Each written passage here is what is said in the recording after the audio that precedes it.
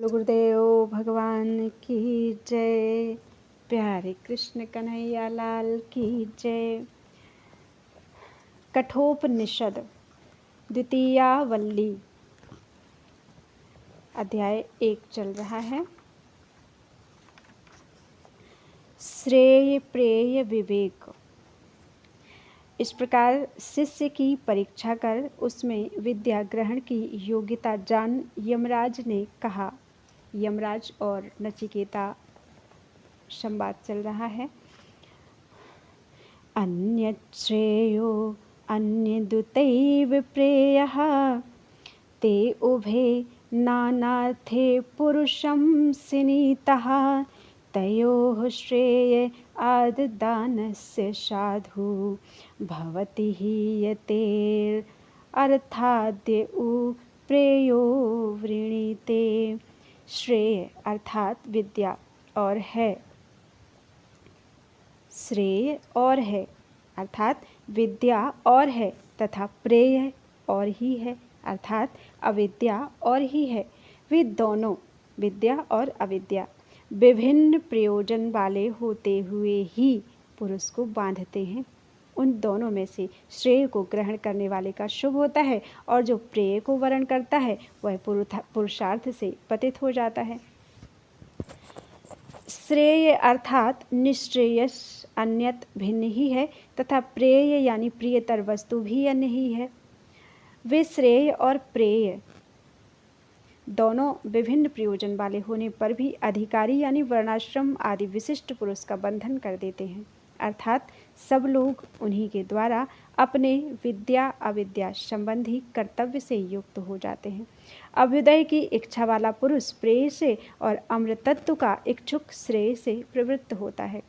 अतः श्रेय और प्रेय इन दोनों के प्रयोजनों की कर्तव्यता के कारण सब लोग उनसे बद्ध कहे जाते हैं।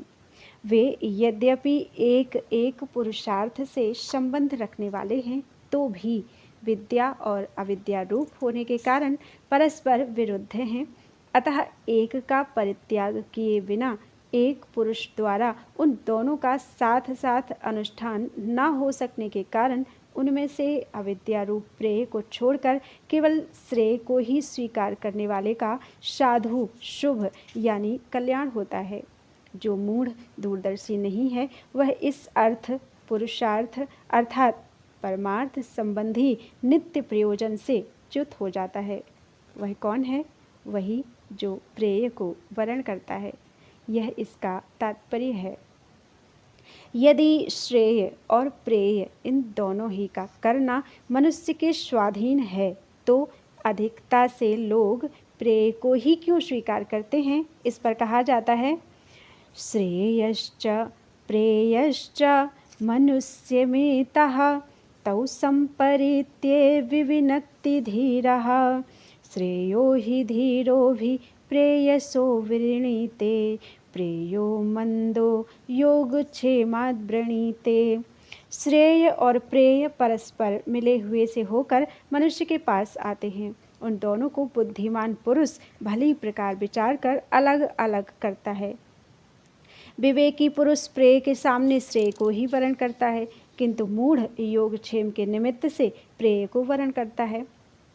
वे मनुष्य के अधीन हैं, यह बात ठीक है, तथापि वे श्रेय और प्रेय मंदबुद्धि पुरुषों के लिए साधन और फल दृष्टि से जिनका पार्थक्य करना बहुत कठिन है, ऐसे होकर परस्पर मिले हुए से ही मनुष्य यानी जीव को प्राप्त होते हैं। अतः हंस जिस प्रकार जल से दूध अलग कर लेता है, उसी प्रकार धीर बुद्धिमान पुरुष उन श्रेय और प्रेय पदार्थों का भली प्रकार परिगमन कर मन से उनकी आलोचना कर उनके गौरव और लाघव का विवेक यानी पृथक्करण करता है।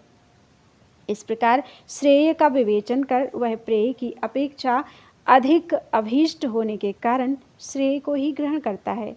परंतु ऐसा करता कौन है? वही जो बुद्धिमान है। इसके विपरीत जो मंद अल्प बुद्धि हैं वह विवेक शक्ति का अभाव होने के कारण जो योगक्षेम का ही कारण है अर्थात जो शरीर आदि की वृद्धि और रक्षा का ही निमित्त है, उस पशु पुत्रादि रूप प्रेय को ही वर्ण करता है।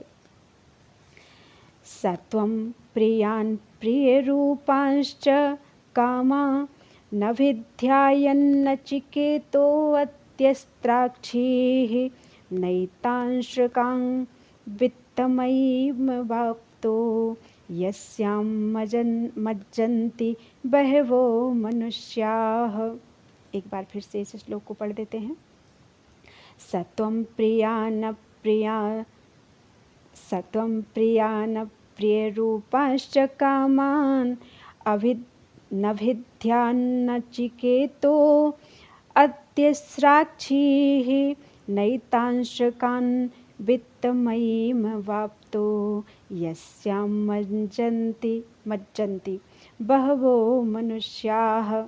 हे नचिकेता, उस तूने पुत्र, वित्तादि प्रिय और अप्सरा आदि प्रिय रूप भोगों को उनका असारत्व चिंतन करके त्याग दिया है और जिसमें बहुत से मनुष्य डूब जाते हैं, इस धन प्राया निंदित गति को तू प्राप्त नहीं हुआ।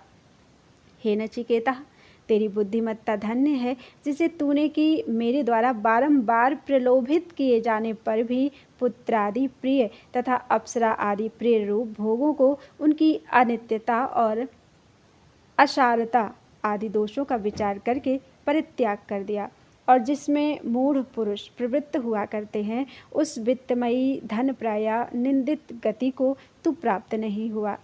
जिस मार्ग में कि बहुत से मूढ़ पुरुष डूब जाते हैं अर्थात दुख उठाते हैं, उनमें से श्रेय को ग्रहण करने वाले का शुभ होता है और जो प्रेय को वर्ण करता है वह स्वार्थ से पतित हो जाता है। ऐसा जो ऊपर इस बल्ली के प्रथम मंत्र में कहा गया है, सो क्यों?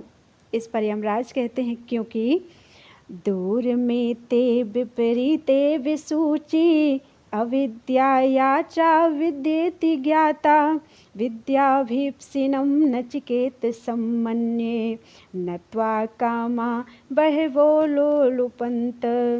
जो विद्या और अविद्या रूप से जानी गई है, वे दोनों अत्यंत विरुद्ध स्वभाव वाली और विपरीत फल देने वाली हैं।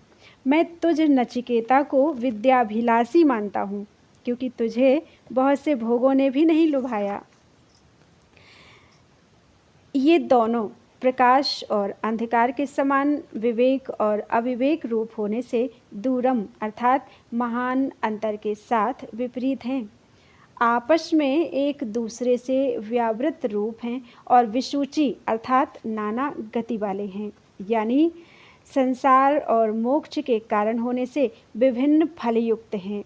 वे कौन हैं? इस पर कहते हैं, जो कि पंडितों द्वारा प्रेय को विषय करने वाली अविद्या तथा श्रेयो विषया विद्या रूप से जानी गई है, उनमें तुझ नचिकेता को मैं विद्याभिलाषी अर्थात विद्यार्थी मानता हूँ। क्यों मानता हूँ? क्योंकि अविवेकियों की बुद्धि को प्रलोभित करने वाले अप्सरा आदि बहुत से भोग भी तुम्हें लुभा नहीं सके। उन्होंने तेरे हृदय में अपनी भोग की इच्छा उत्पन्न करके तुझे श्रेयो मार्ग से विचलित नहीं किया। अतः मैं तुझे विद्यार्थी यानी श्रेय का पात्र समझता हूँ। यह इसका अभिप्राय है। बोलो वृंदावन बिहारी लाल की जय। 4 श्लोक अर्थात 4 मंत्र कठोपनिषद के बल्ली 2 के हो चुके हैं। त्वदीयं वस्तु गोविंदम तुभ्यमेव समर्पितम्।